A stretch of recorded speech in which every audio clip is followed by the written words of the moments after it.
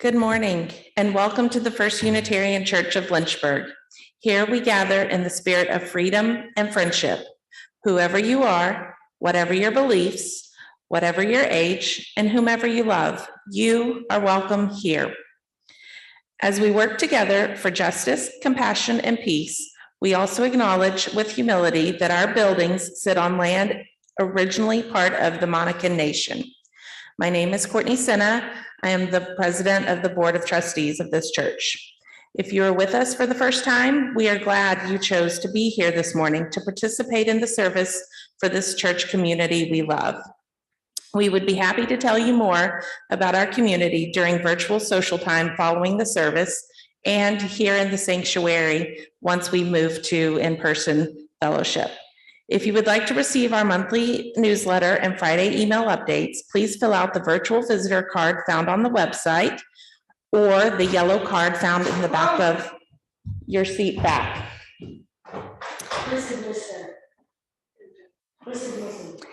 If you would like to receive our monthly newsletter, you will fill out the visitor card with your contact information, including your name, email, phone number, and send the virtual card to office@uulynchburg.org, or you may place your yellow card in the offering basket as it comes around. You may also wish to join our Facebook group. Please note that the order of service is in the chat to the right of your screen. And you also may have received a paper copy as you entered the sanctuary. Please bear with us as we work through our ongoing technology issues as we adjust to this new hybrid format. Thank you so much, Courtney. Yeah. Just have one quick announcement this morning. The Religious Education Committee is meeting at 12:30 this afternoon in the Rachel Carson room. Are there any other announcements that anyone would like to make before we proceed? All right, well, our opening words this morning are from Walter Hansen and will be read by Chris Schultze. And Chris is not with us at the moment, so I will do our words. This is the beginning. This is where it will all start. On the wings of some new spirit, with the best of some new heart. Every morning brings a promise. Every day has gifts to give. But today, right now, this minute is when I begin to live. And the air that I am breathing is the breeze of what could be, as I stand here looking out on all the things that could be me. And the road that goes before me, leading somewhere out of sight, is a brand new opportunity for me to get it right. This is the beginning. This is once upon a time. There are dragons to be vanquished. There are castle walls to climb. But this story isn't written yet. I'm only on page 1. The adventures that's awaiting me has only just begun. There are mysteries and treasures. There are daring deeds to do. And if I speak the secret word, then all my wishes will come true. That magic word has powers that can make the heavens spin, but it really is no secret that the password is begin. So this is the beginning, my rebirth. I awaken to the wonder of what I am really worth. It is a springtime for the spirit, and it's giving me a choice. So I choose to use this season as a reason to rejoice. I would like to ask you to join us as we now light the chalice and saying these words. May the light we now kindle inspire us to use our powers to heal and not to harm, to help and not to hinder, to bless and not to curse, to serve you, O Spirit of life.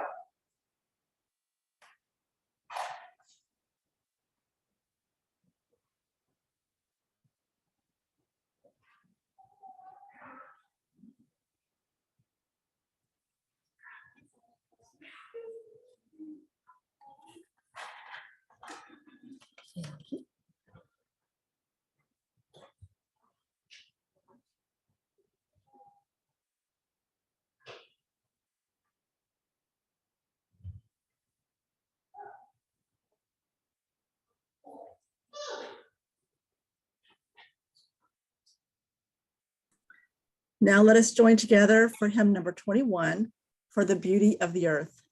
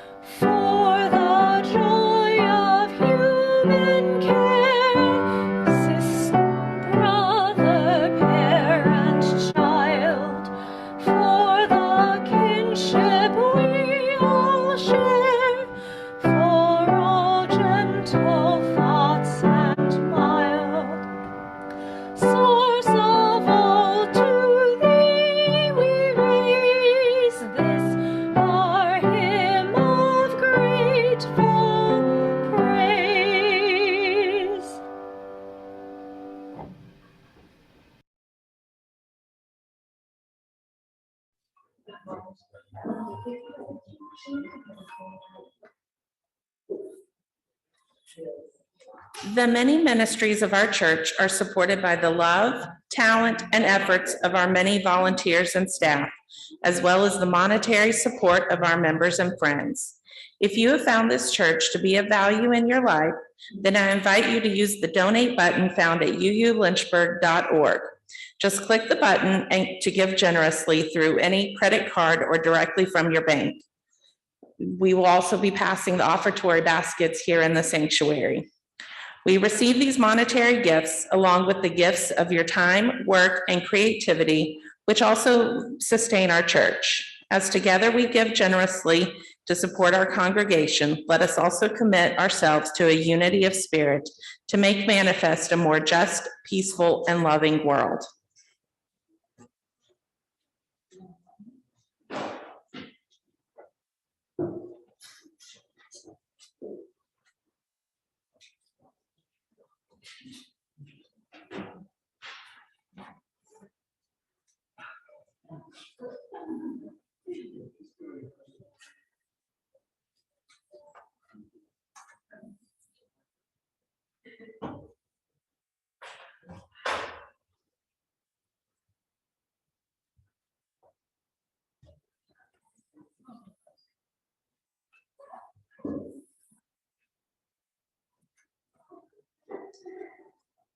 And we have our offertory music.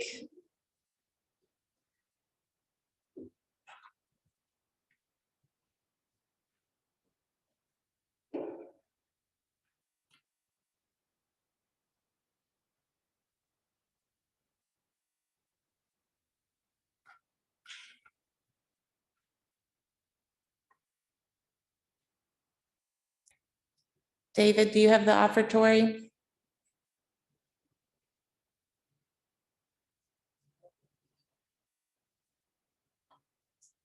All right, we shall sing. From you I give, to you I give, together we share, and from this we live. From you I receive, to you I give, together we share, and from this we live.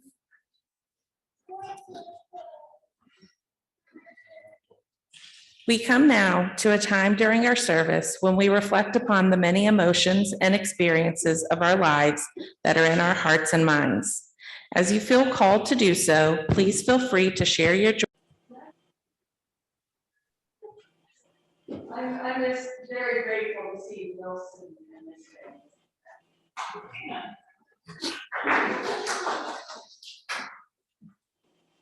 Now let us have a moment of silent meditation.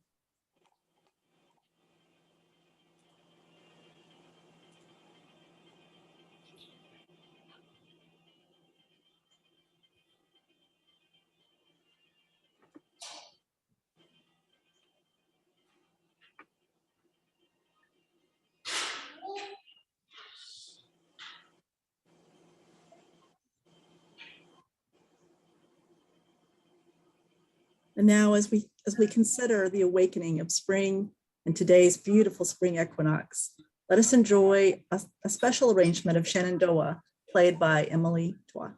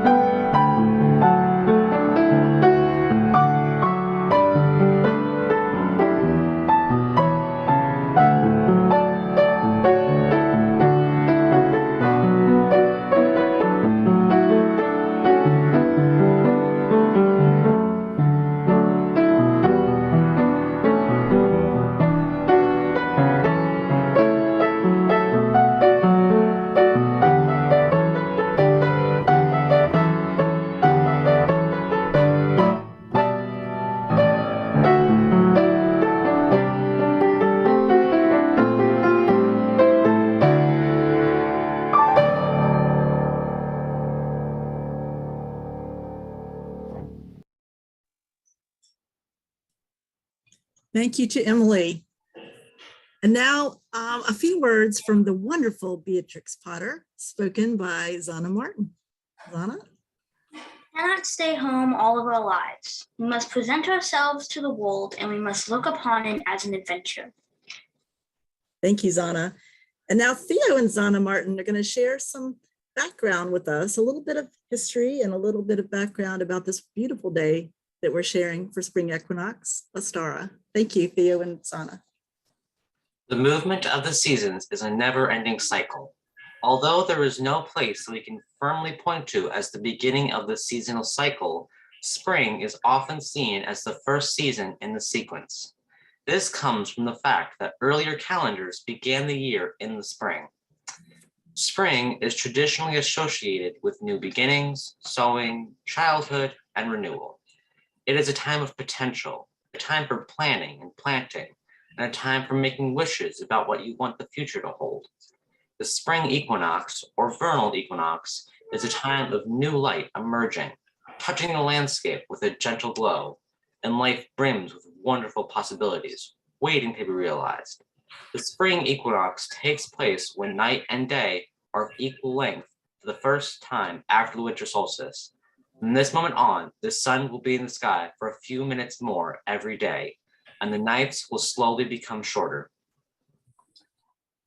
Those who follow an earth-based spiritual path, Ostara is a Sabbath, a pagan holiday celebrated on the spring equinox. There are many other names for the Sabbath, and of course, the Christian holiday of Easter is celebrated near the same time and is based on basically the same principles as Ostara of the old religion. Easter is determined in a pagan manner, as it is always the first Sunday after the first full moon after the spring equinox. It is a time to celebrate the arrival of spring when light and darkness are in balance, but the light is growing stronger. The forces of masculine and feminine energy are also in balance, and this day paves the way for the coming lushness of summer. Ostara is a time for the celebration of fertility and balance, a time when all elements within and without us are brought into harmony, a time of new life and rebirth, as well as the end of winter. Our story this morning asks us to journey to a place and time where a certain little bear cub must decide if venturing out into springtime with its new life and new beginnings is worth it, and the warmth and safety of his winter home feels best. Let us see where his adventure takes him. Thank you, Zana and Theo. And now let's go on an adventure. Once upon a bramble-covered cave nestled in a green mountain to the north of wherever you happen to be, there lived a little bear cub named Rowan, who was named for a family of rowan trees which grew nearby and showered white blossoms upon the cave each spring. Rowan had lots of friends in the woods of the Green Mountain north of where you are, and he had big dreams about growing up to be a big giant bear that wasn't afraid of anything. But right now, at this very moment, Rowan had some mighty big fears of his own. This was Rowan's second winter of sleep in hibernation with his bear family, and he wasn't sure at all about coming out of the warm, safe, bramble-covered cave at the end of winter. Rowan loved to cuddle up in his little warm bed in the bramble-covered cave, all covered with leaves and moss and earthy roots, and sleep all winter long. He loved to stretch and curl back up and sleep again. Rowan liked the darkness of the cave too. He could see what he needed to see just fine. He gave little mind to what lay beyond the warm, safe cave. But he knew that spring was almost here and that he would have to wake up soon and go out into the big, wide world, and that was scary.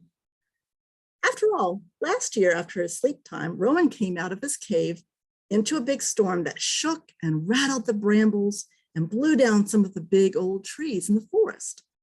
And right after that, Rowan saw some humans making lots of noise in the forest, talking and laughing, and that scared him too. But his father had simply put his big furry arm around Rowan and whispered to him that it was time for a big bear to be a big bear and come out into a world full of chirping birds and sweet-smelling flowers beginning to bloom and the greenest of leaves on the rowan trees nearby. This year, though, felt different to Rowan. He couldn't remember going to sleep and waking up in the cave with his family, but here he was, peering out into the bright world of spring with its loud noises and brilliant colors and brisk wind that seemed like it might whisk him up and carry him out over the mountain to a place even further to the north than where you are now. Mama, Papa, do I really have to go outside now? I feel so snugly and safe in our little cave, and who knows what's outside? There might be humans out there making lots of noises and messing up our forest. I don't want to leave our home. I don't know what to expect when I come out. Dear Rowan, it will all be fine. Spring is such a magical time of year. with all kinds of new things to see and do. But I don't like new things. No, Rohan, we've talked about this before. You can't stay in hibernation all year long. You'll miss out on so many adventures, and besides, aren't you hungry? It's been a long winter, and I'm so hungry I could eat for weeks. Well, and I know you can be a brave little bear and go outside to play now. But Mom, What about your friends, Ron? Don't you miss them? Well, Rowan thought for a moment. He hadn't seen his friends in months. What would they be up to? After all, some of his friends slept the winter away too, just like he did. He thought maybe they might understand how he felt, that he was scared of not knowing what to expect from springtime this year.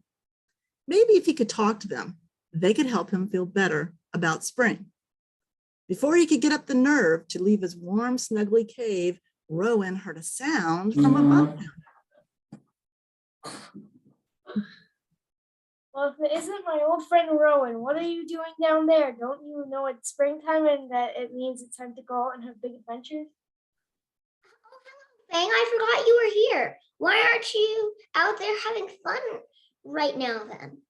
Oh, I have been out there. I've been there every night for a week now, but you have to remember I don't normally go out in daylight. No, even if it's springtime, ordering with the warmer days and chilly nights. Nope, I'm still all about night. See? And with that, Fang spread his dark wings out on either side of himself while still clinging to the wall of the cave. Even though I'm not all that much into the daylight thing, I have all kinds of wild times at night. And you know what? I'm not alone ever. Not even at night when I'm flying there and everywhere you can't even imagine. Or during the day when I come back here to catch a disease. I always have my bat friends with me. And friends like you and all the others. Whether it's wintertime or spring, summer or fall, no matter what, no matter when, I've got it all. Wow, you really have a good attitude about the change of seasons, don't you? Yep, I sure do. Now let me go get a little more shut-eye. It's still a bit too early. Oh, Maybe there's some things I can learn about. Wait, that don't always stay the same. At least I am not alone, no matter what time it is. So Rowan slowly moved out of the bramble-covered cave and into the light of the bright sunshine shining down on the green mountain. Wow, it's sure bright out here. I can hardly see anything at all. My eyes are watering out. I already don't like spring. I know, I already spring. What do you mean you don't like spring? Busby, I can't believe you're out already. You are sure happy it's springtime. Why aren't you in such a good mood? Why are you such a good mood? Well, why not, little bear? After all, spring is the most bestest smelling, bestest tasting, yummy, delicious time of the year. Delicious? Everywhere you look, there is a bright and sweet smelling flower. Look there, a yellow one. That's my color. And there's a red one. Why, each flower has a unique and special yummy, special smell and yummy tasting nectar. I can hardly decide which is my favorite. So I say enjoy them all. Enjoy it all. Spring. Everything feels new and fresh. And did I mention the smells and the tastes of spring? Once or twice. You simply have to take spring with all of your senses. And then you will know what I mean. As Busby the bumblebee flew off for more brightly colored, delicious smelling pastures, Rowan was startled by a low voice, very close to the ground. The little bear cub looked down, but didn't see anything. Hey, I'm down here. next to the big white walk behind the oak tree. It's me, Basil. Hazel, I didn't see you down there. How are you doing? I missed you. Oh, I'm doing okay. More than okay. As a matter of fact, after all, it is finally springtime. Not you too, Basil. I'm not so sure I like spring. I like being in the safe, dark, warm, cozy winter sleep time. Well, I know what you mean. I like it safe and warm and dark in my shell. And, of course, I get to carry that around with me all the time. Exactly. You have a shell to keep you safe. That's just like a cave always on you. Always with you. On your back, that is. Yes, you are right. I do have the benefit of a mobile home. But do you want to know what I've learned from my travels in my shell? Sure, Basil. What have you learned? I've learned that wherever I go, there I am. I always have my home with me, but if I don't stick my neck out once in a while and see the world around me or talk to my friends, like you, Rowan, I'd be a pretty bored and sad and lonely box turtle. I love it when the cycle of life changes and I can see and do new things in new ways with new friends. Why, I like the newness of spring. Everything wakes up, and that means me and you. Well, you kind of have a point, Basil. I would miss my friends if it was always winter. Maybe I would get bored. But I don't like change. It scares me. I just want it to be winter again. Winter will be here before you know it. But wouldn't you like to have fun adventures in the meantime? Rowan considered carefully what Basil had told him about spending time with friends and new adventures. And even though he still wasn't sure about spring, he was beginning to understand that his friends, they had a point. And while they liked to sing, they enjoy waking up to the whole new world of spring. Just as Basil slowly made his way to the edge of the forest, Rowan heard a familiar little laugh coming from the twisted root of the oak tree. Hi there, Rowan. Isn't it a great day to be awake? I missed you. I feel like this winter went on forever. It didn't seem that long to me, Cheeky. Come on, let's go chase butterflies and do somersaults down the side of Moss Knot Hill. Wait up, Cheeky, not so fast. But you can't catch me before we get there. Oh yeah, I bet I can. And with that, the little bear cub and his little chipmunk friend began to run as fast as they could towards the outer edge of the woods, where a great mossy mound made a soft and inviting playground for Rowan and his friends. Cheeky circled around Rowan, turning around and around until she got dizzy, and Rowan laughed and laughed until he was out of breath. I forgot how much fun it was to run and play and roll down Mossy Knot Hill. Whee! See, springtime is the best time for playing and feeling the wind in your fur. It's so energizing. I feel like every part of me wakes up and is ready to play and feel joy. Rowan felt lightheaded and lighthearted all at once. He was out of breath, but it felt wonderful. He felt wonderful. This wasn't so scary coming out of the safe cave. His friends were all here and the world really was waking up for a new adventure here in the springtime on Green Mountain to the north of wherever you are. But there was one thing that Rowan still needed to learn. Hello, my friends. Long time no see. Doc, is that you? We didn't hear you sneak up on us. That's what snakes do. They sliver and they slink. We do it so quietly.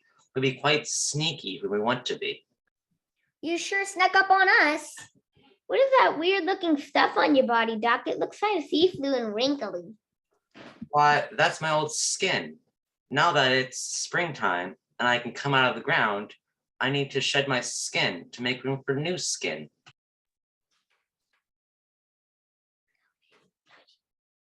Really? That's pretty neat. You can grow new skin. Does it hurt? Nope, not a bit. And I'll tell you a secret. Without the shedding process, I wouldn't be a healthy snake. The old skin would make me feel sluggish and tired and sick. But with new skin, I feel ready for anything. I feel brand new. I wish I could grow new skin.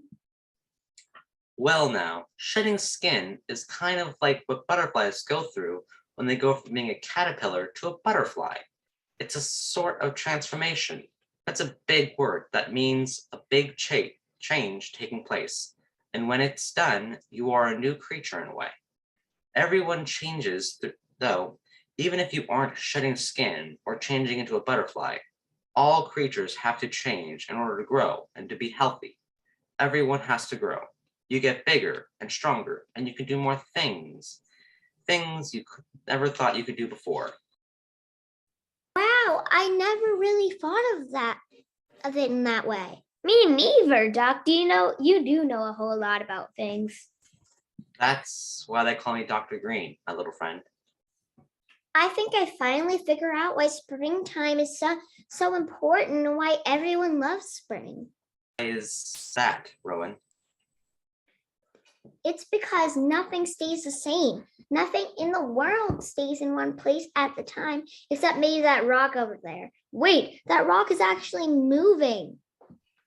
Hey, what rock? It's me, Basil. It took me a while, but I finally caught up with you guys. Well, Rowan laughed and laughed as he rolled back down Mossy Knot Hill with his friends right behind him. He learned so much that spring afternoon on Green Mountain to the north of wherever you are.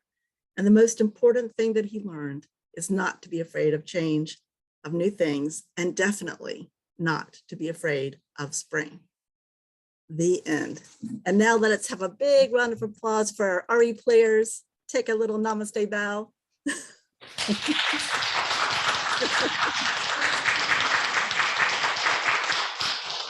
Thank you so much. And now we'll have a reading by the wonderful Frances Hodgson Burnett from The Secret Garden, read by Olivia Kendrick. Magic is always pushing and drawing and making things out of nothing. Everything is made out of magic. Leaves and trees, flowers and birds, badgers and foxes, and squirrels and people. So it must be all around us and this garden and all the places. Frances Hodgkin Burnett, The Secret Garden. Thank you so much, Olivia. And I really do think we have to keep in mind the magic that is spring. And now let us join together with hymn number 196, Singer of Life.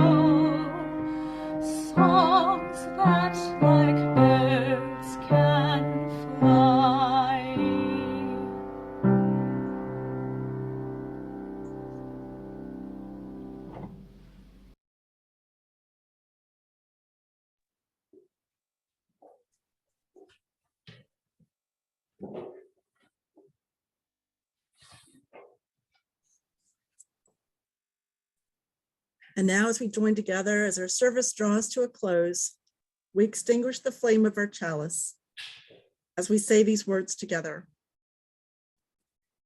We extinguish this flame, but not the light of truth, the warmth of community, or the fire of commitment. These we carry in our hearts until we are together again.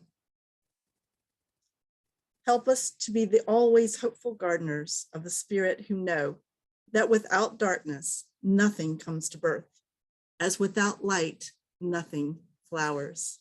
May Sarton.